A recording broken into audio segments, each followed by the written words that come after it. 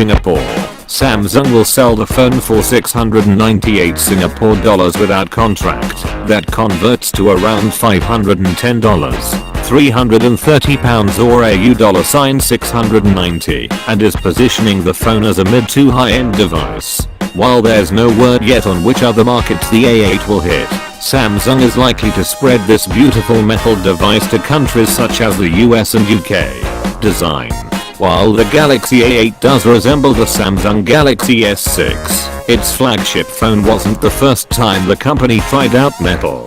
The Galaxy A7, for example, luxuriated in a metal frame, and the A8 shares more in common with that phone. In particular, the sides are curved inwards at the bottom, which looks to be a feature of the A series, and are quite unlike the curved, rounded frame of the S6. However, the overall look is very Samsung, so you quickly know at one glance it's a thoroughbred.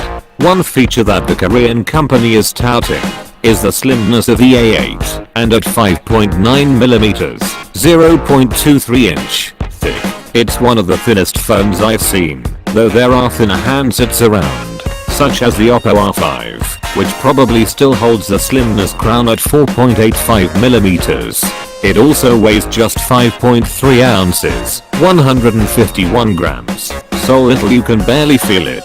I quite like how the phone feels. The soft touch rear gives it quite a good grip, while feeling pretty silky.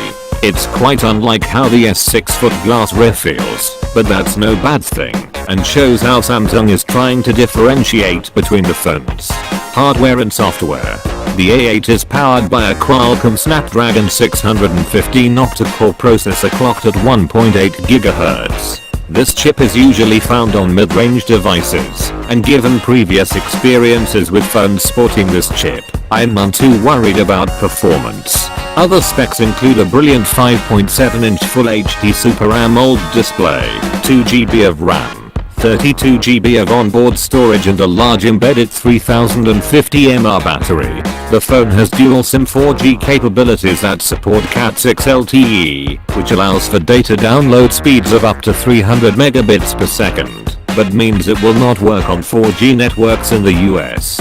You will, however, be able to connect to networks such as 3&E in the UK, and Optus and Vodafone in Australia. If this gets an official launch in those countries, expect all GSM networks to be supported. One cool thing to note that is, if you need more storage, one of the SIM card slots can be used as a microSD card slot as well, and will give you up to an additional 128GB of space.